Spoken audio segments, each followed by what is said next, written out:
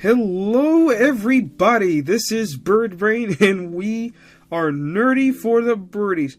How about it, folks? The Philadelphia Eagles are going back to the Super Bowl. They're going to take on the Kansas City Chiefs. Before we get to that, let's talk about the NFC Championship versus the Washington Commanders, and we're going to keep this very short and sweet. The Eagles dominated. You put up 55 points in a playoff game. You shatter the playoff record for points. You shatter the NFC Championship record for points, at least. You shatter the rushing touchdowns in a postseason game record. You've got Jalen Hurts, most rushing touchdowns by a quarterback in the postseason ever. This was a great game. I'm really just going to kind of do offense really quickly, defense, a little bit of special teams, and then we'll wrap up. Starting with the offense, how about this performance? And my biggest takeaway is, can we just copy and paste this offense and insert it to the Super Bowl? Now, I don't expect the Eagles to score 55. You don't do that very often. And I don't expect them to have 7 rushing touchdowns. But the way the offense was looking today, that's what I envisioned when Kellen Moore signed. It was, some motion here and there. Jalen Hurts on the move, completing nice passes. He spread the ball around to his receivers. Some really nice play calling. And look, Washington's defense is not the Chiefs' defense. The Chiefs' defense isn't like the shutdown unit it usually is, but it's definitely it's a beatable defense, but it's not like Washington's is far worse, and it finally reared its ugly head today when Washington had to make some Washington just couldn't stop this team. I mean, first play, you have Washington, right? They go down the field. Oh, actually, let me not start talking about the defense and all that. But first play of the game for the offense, Saquon goes 60 yards for a touchdown. And from there, the route was on. And outside of one point where it was 14-12, the game never really felt close or was close. And the Eagles did what they needed to do, took advantage of the defense's takeaways, which we'll talk about more. I love the way the offense looked, and especially considering, they didn't, Cam Jurgens only played half this game, and he played the second half. Landon played first half. He was dealing with a bad knee. Cam's dealing with a bad back. Jalen wasn't 100% healthy coming into this game. I thought he looked really good, all things considered. Made some really nice throws, made some nice plays. AJ got involved. He was pretty involved. I thought the passing game looked really good. I think it was just a really well-put offensive performance. And despite the touchdown differential where you have 7 rushing touchdowns to 1 passing, I thought the offense felt extremely balanced.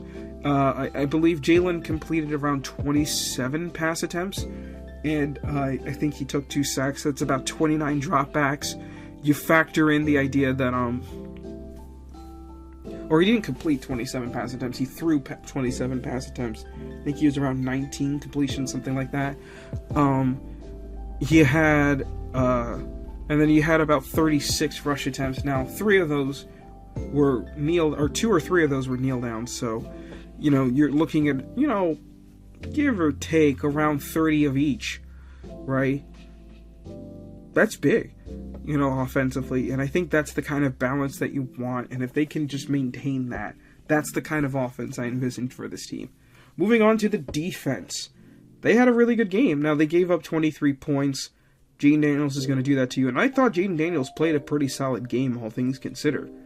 He just ran into a buzzsaw today with this offense. The defense, multiple takeaways. Zach Bond, just the linebackers in general were active. Zach Bond and Oren Burks each forced a fumble. Bond actually recovered one. How about Quinyon Mitchell and that crazy pick to end the game? There was lapses here and there in coverage by the defense, but for the most part, they did a really good job against the receivers. Terry McLaurin had that, catch and run touchdown, but other than that, nothing too crazy.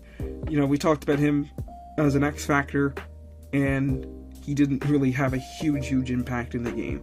Jaden Daniels did Jaden Daniels things. He's really good. It's just that simple, and he's only going to get better. So this is going to be a fun rivalry, but the defense did a lot for the offense, who just gave them takeaways, and the offense paid them off with touchdowns, and it just felt smooth, right? This was one of the smoother operating games. Again, I thought the defense played well. I know the points are, people look at the points and they're like, they gave up, 23 points. Yeah, they gave up 23 points to a team that scored 45 a week ago. I mean, nobody in Washington's run game really did all that much. The passing game outside of Zach Ertz, who just consistently got open on those 3rd and 4th downs to make plays. He was the only player over 100 yards. Terry had the breakaway, but that's about it. And I would say, head to head, I would say Washington has slightly better weapons than the Chiefs. It's different kinds of weapons, because you have like an older DeAndre Hopkins, kind of an older Juju Smith-Schuster. You have Travis Kelce, but then you also have like the young guys like Worthy. I would say like Terry McLaurin's a better receiver, but I think you trust Travis Kelce a lot, so there's some balances there. It's interesting. So the defense, great performance there, I thought. Also the defensive line, I thought Nolan Smith had a great game. He had a really good pressure that led to the Oren Burke sack, and then he had a big 4th down sack of his own. I think he's become this team's best edge rusher. He's quickly becoming one of my favorite players on this defense. Jordan Davis getting a huge sack to change the tide of the game and force a punt as well. Jalen Carter, it felt like he was active, especially early, consistently causing pressure. Thought Milton Williams did pretty well too with some good pressures. Cooper DeJean, I thought, played a really good game as well. Quignon, the defense as a whole, man, it's just really, really good. Yeah, that's enough about that. Special teams, hurts that Jake Elliott missed a field goal, but, other than that, they did pretty well. I wish they were a little more alert on the fake. I mean, coming into this game, Washington they were always going, this is a game, they were going to go for it on 4th down a lot. They probably were going to fake a punt or try an onside kick or something, trying to make the game more respectable, trying to keep in it, because they knew that, it would be hard to score with Philly because of the defense. So, but, special teams was solid. You can definitely see there's sometimes lapses, like they almost had that great play where Sidney Brown and Keely Ringo tried to down a punt inside the 5, but Keely was in the end zone when he touched the ball, so didn't count. But it's one of those things where you do see the positives there. So all around, great performance. So, player of the game. I'm going to give a couple of smaller shout-outs before I get to my player of the game. Jalen Hurts, Saquon Barkley, and Will Shipley. Saquon Barkley and Jalen Hurts having 3 rushing touchdowns. Jalen also had a passing touchdown to AJ. They both had a really nice performance, in my opinion. Will Shipley coming in and getting some carries. He had about 80 yards and a touchdown. Got his first career touchdown. Forced a fumble on special teams. Forgot to mention that. Gainwell recovered it. Hope he gets healthy. But my player, and I'm going to say players of the game, is going to go to... It is going to be Cam Jurgens and Landon Dickerson, and here's why.